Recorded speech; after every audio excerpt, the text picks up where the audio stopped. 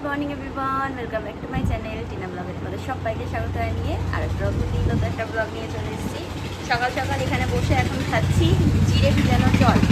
এই জিরে, তারপরে দারচিনি আর গোলমরিচ, এগুলো রাতে ভিজিয়ে রাখি আর সকালে উঠে ওই জলটা ছেঁকে খেয়ে নিই। আর এখানে আছে হচ্ছে কয়েকটা আলমন্ড, বাদাম আর তার সাথে ছোলা। তো এটা হচ্ছে সকালের খাবার আমার। তারপরে তো ওটসের শেকটা আছে। গতকালকে রাতে হেব্বি একদম ঝাক্কাস ঘুম দিয়েছি।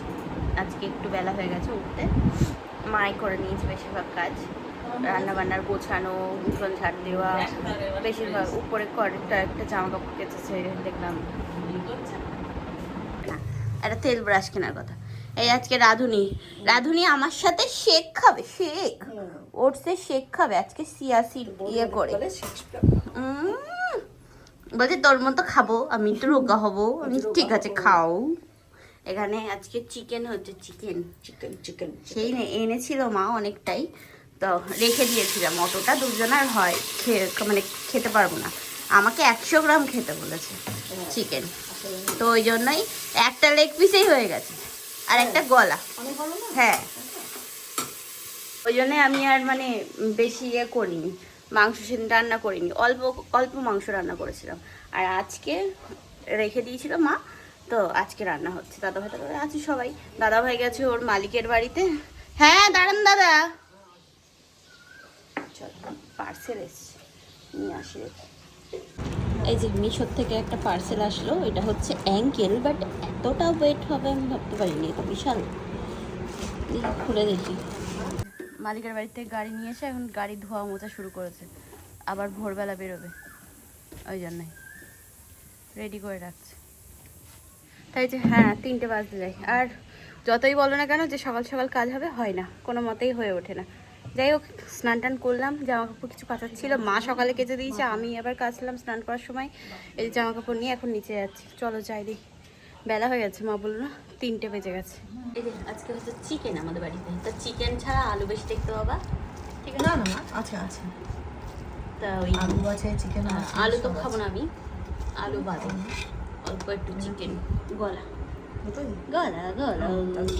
তাই যে এখন খেয়ে উঠে সঙ্গে সঙ্গে রেডি হয়ে বেরোলাম, যাব হচ্ছে বসিরহাট কিছু দরকারি কাজে।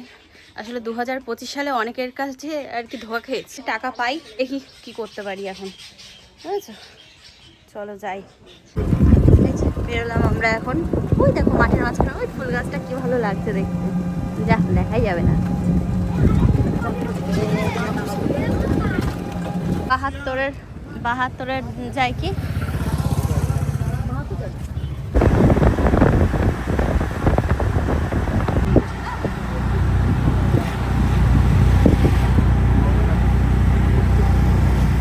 আকাশে কি সুন্দর মেঘ করেছে দেখো। বেরোলাম আমরা বসিরহাট থেকে। এই সাইডে আর কি 72-এর অটো চলছে না, ওই পাইল থেকে আবার অটো করতে হবে, তাই এখন টোটোই করে যাচ্ছি।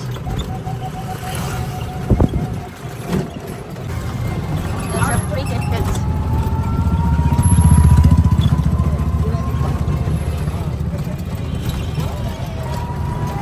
একটু হাটে নামলাম, এখানেই দরকার আছে, তা ওই জন্য ওই তো ওই দোকানটা খোলা আছে। চল, এই যা বড় ভালো লাগছে। তুই কখন আসলি? এসে চুপি চুপি দাঁড়িয়ে আছিস। হ্যাঁ এটা ভালো লাগছে, এই সত্যি দোকানটা খুব সুন্দর, গিফট গ্যালারি। তাই যে এখন হাটের থেকে বেরোলাম, বেরিয়ে এখন টোটোই করে যাচ্ছি, দাদা ভাইয়ের টোটোই করে বাড়ি যাচ্ছি। এসছে এখন চা, এই চা কেন মা এখন চায়ের মধ্যে গ্লাস চা পাতাই? হ্যাঁ। বাড়ি আসলাম, হাত মুখ ধুলাম, ফ্রেশ হলাম, এসে কথা বলছিলাম সবাই মিলে একসাথে বসে।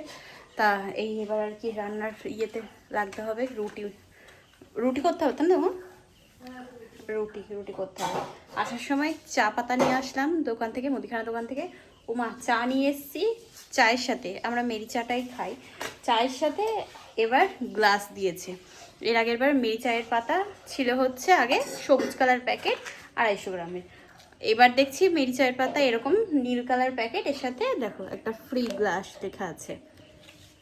এর আগে ওই চায়ের সাথে মানে সবুজ যে প্যাকেটটা ছিল 250 গ্রামের, ওইটার সাথে বহুত চামচ পেয়েছি, মানে একটা একটা চায়ের পাতা কেনা হতো আর একটা একটা করে চামচ পেতাম, কি সুন্দর চামচগুলো।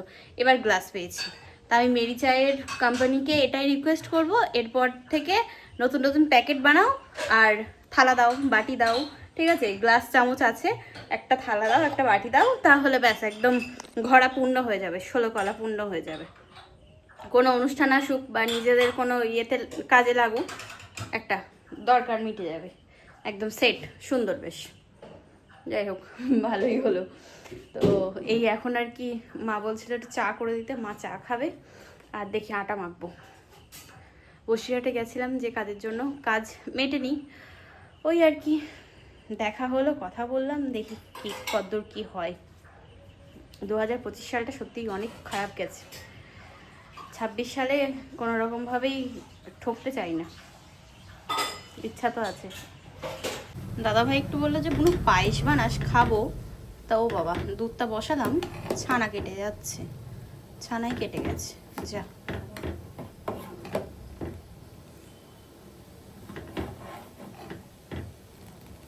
পুরোটা, পুরো দুধ আমি পায়েস বানানোর জন্য এখানে সব রেডি করে রাখলাম।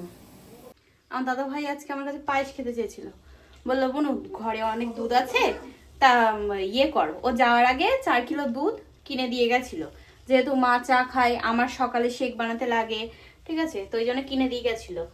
এবার ইয়েতে ব্যাপার হচ্ছে অত তো লাগে না, আগে আমি চা খেতাম, তো চা খাওয়ার লোক আমাদের বাড়ি অনেক ছিল, বৌদি, আমি, তারপরে বদ্দা পুকুরা তো আছেই, তারপর মা, হ্যাঁ, আর আমি চা খেতাম হচ্ছে বড় বড় কাপে। আর মা এখন ওইটুকুনি কাপে চা খাচ্ছে। তা এখন ব্যাপার হয়েছে ও বুঝতে পারেনি, দুধ এনে রেখেছে ঠিকই, কিন্তু এই যে কেটে গেছে। বললো তাহলে পায়েস করে দে, পায়েসের জন্য আমি সব গুছিয়ে রাখলাম, এই এখন এই অবস্থা। তাহলে বলো, এখন এই নতুন প্যাকেট কিনে আরেকটা বসালাম, দেখি কি হয়, মনে তো হচ্ছে। যদি ওটা হয় ভালো, তাহলে মনে হচ্ছে চাল দিস না, আগে জল দিইনি আমি, দেখি। যা, এই দুধটাও কেটে গেল, এ মা, ইস, এই মন্টু পাগল। তা এখন এই যে বেরোলাম, যাচ্ছি হচ্ছে দুধ আনতে দোকানে। মা চা খাবে, বদ্দা আবার হাটে গেছে, হাটের থেকে আসবে, বলবে ওখানে চা দে, তা বললাম যে যাই একবার নিয়ে আসি। ওই যে রাস্তার সামনে সদু পাগল দাঁড়িয়ে আছে, দোকান খোলা আছে। চলো, এই যে এতক্ষণ গল্প করলাম, গল্প করে এখন এখানে রুটি করছি। পায়েস বানালো মা, ওই মাদার ডিয়ের দুধ দিয়ে তো আর হলো না, আমুল দুধ দিয়ে। তারপরে তাই আটা মেখে রেখে দিয়েছিলাম, এখন বেললাম ওই 5টা মতো রুটি, মার 2টো, আমার একটা, আর দাদা ভাই দুটো হয়ে যাবে। দেখছিস বৃষ্টি হলো না? হ্যাঁ, আরো গরম লাগছে, এদিকে আরো গরম। যখন আমরা অটো আসছিলাম তখন বৃষ্টি পড়ছিল, বসিরহাটের ওদিকে, আর এদিকে বৃষ্টি নেই।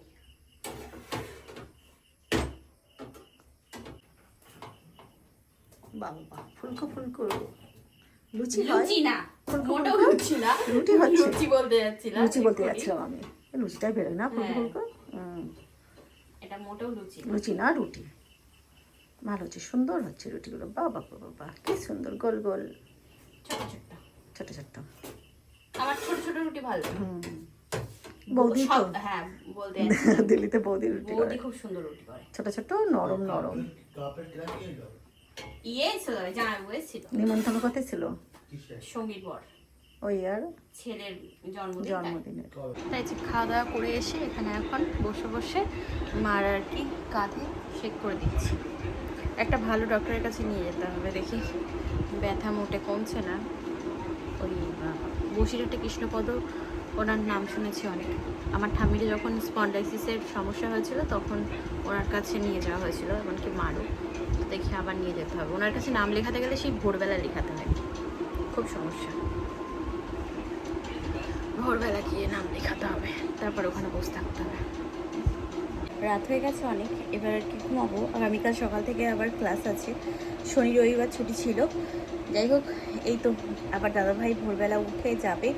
ও আবার ওই যে মালিকের গাড়ি নিয়ে এসছে দাদাদের, মানে যে দাদাদের বাড়ি গেছিলাম পুজোতে, তো দাদার গাড়ি নিয়ে আবার সকালে ওখানে যাবে, দাদাদের বাড়ি যাবে। ওখান থেকে আবার যাবে হচ্ছে কলকাতায়, ওনারা কলকাতায় থাকে, তো ওনাদেরকে দিয়ে আসতে যাবে।